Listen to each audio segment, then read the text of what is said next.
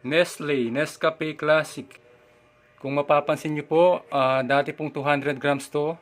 Ngayon ginawa po nilang 185 grams. Ayan. At ngayon po, ito, naging 170 grams na lang. Sa mga bumibili po nito, kung mapapansin nyo, tumaas pa yung presyo. At kung mapapansin nyo po, magkasing laki lang yung pack nila. So ano pong ginagawa ng Nestle? Pababa ng pababa yung grams, pero tumaas pa yung presyo.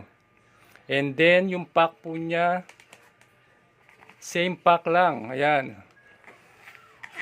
So yung result po niyan, basura.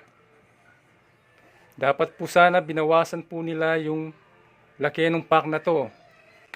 Dahil nilalakihan nila yung pack, pero yung laman ko konti. Ang result po ay dadami yung basura.